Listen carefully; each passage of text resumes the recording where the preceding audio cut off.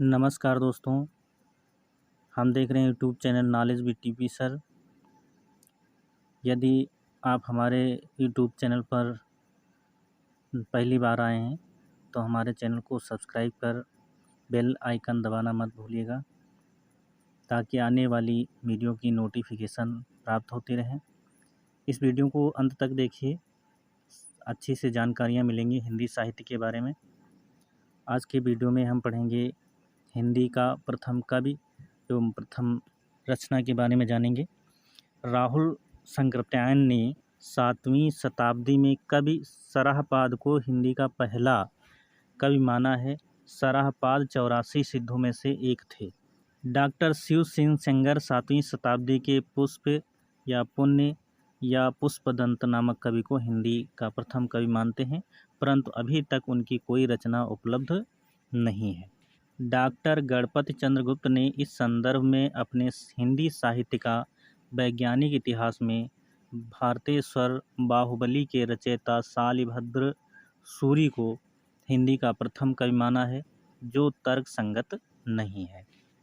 सराहपाद की भाषा हिंदी के निकट होने के कारण इन्हें ही हिंदी का प्रथम कवि माना जाता है। शालिभद्र की भाषा हिंदी के निकट अपेक्षाकृत कम है। इन दोनों का एक एक उदाहरण हम देखते हैं। सराहपाद का उदाहरण है, घोर अंधारे चंदमणि जिमि उज्जो करे, परम महासुख एक कण दुरी अशेष हरे।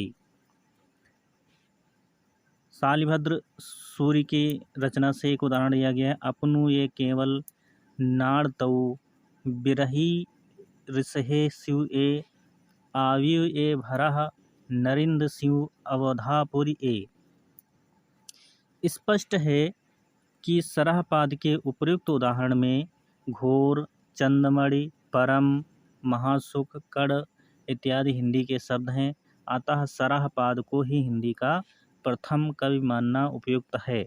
सराहपाद की जो भी रचनाएं उपलब्ध हैं वे सभी मुक्तक हैं, अतः प्रथम रचना के नाम पर किसी भी एक पुस्तक को प्रस्तुत नहीं किया जा सकता। आरंभिक रचना की दृष्टि से काव्योत्कर्ष महत्वपूर्ण न होकर काव्य भाषा के रूप में किसी रचना में हिंदी का प्रयोग महत्वपूर्ण बात है।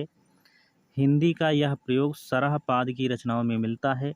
यदि एक ग्रंथ के रूप में हिंदी की रचना का निर्धारण करना हो तो सराहपाद के पश्चात जैन आचार्य देवसेन कृत श्रावकाचार्य का नाम लिया जा सकता है। देवसेन ने इस ग्रंथ में 250 दोहों में श्रावक धर्म का वर्णन किया है। इस ग्रंथ की रचना 933 ईस्वी में हुई। इसकी रचना दोहा छंद में हुई है। अमीर खुसरो के बारे में हम पढ़ेंगे। इनका जन्म 1255 ईस्वी में उत्तर प्रदेश के एटा जिले के पटियाली गांव में हुआ था। ये दरबारी कवि होने के साथ साथ लौकिक परंपरा के भी पक्षधर थे। ये इतिहासकार, गणितज्ञ, भूगोलवेत्ता, संगीतकार तथा साहित्यकार थे। संगीत के क्षेत्र में इन्होंने तबला एवं सितार से भारतीय परंपराओं का परिचय कराया। राग ख्याल व राग तराना के भी बहुत बड़े विद्वान थे। इन्होंने जनता के मनोरंजन के लिए पहेलियाँ लिखीं। ये स्वभाव से बहुत विनोदी, मिलनसार व सहृदय थे। आदिकाल में खुसरो ने खड़ी बोली का प्रयोग काव्य भाषा में किया, जिस कारण इन्हें खड़ी बोली का प्रथम कवि माना जाता है। इनके द्वारा रचित ग्रंथों की संख्या 100 बताई जाती है, जिनमें से करीब 20 से 21 ग्रंथ ही उपलब्ध हैं। कुछ प्रसिद्ध रचनाएं हैं, खालिक बारी, पहेलियाँ, मुकरियाँ, दो सखुने, गजल आदि।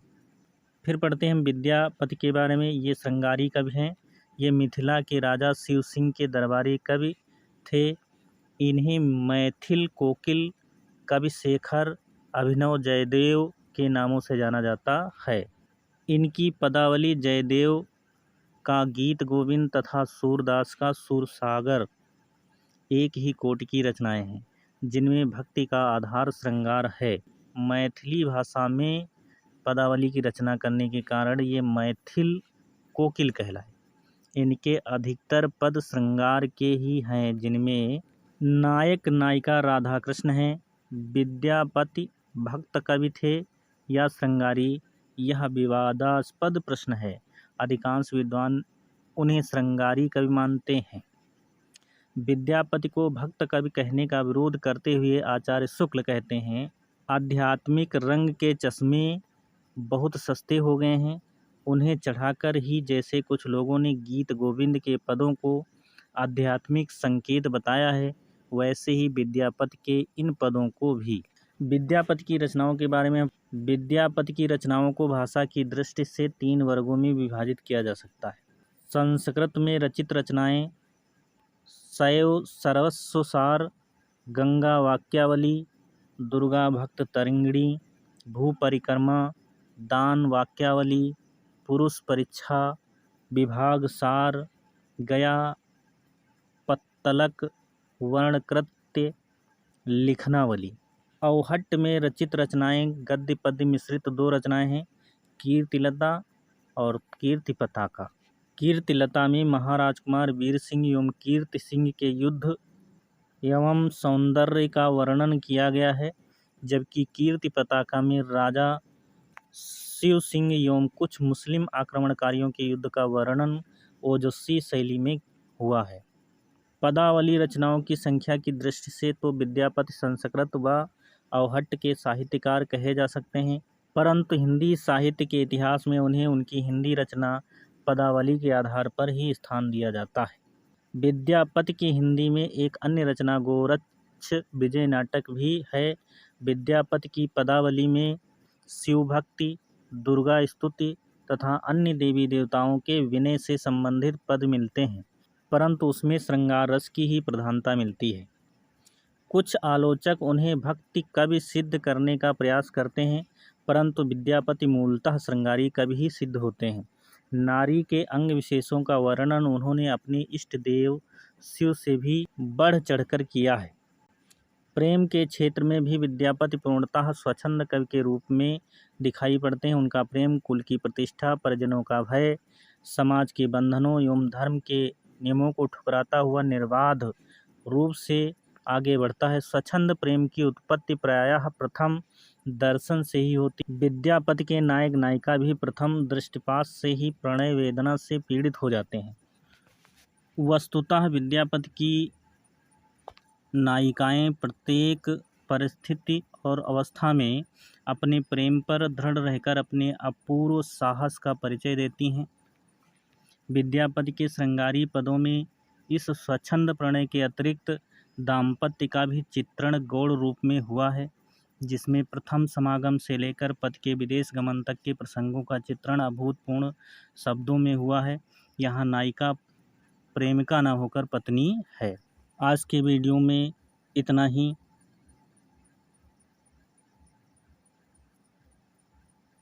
वीडियो को अंत तक देखने के लिए धन्यवाद।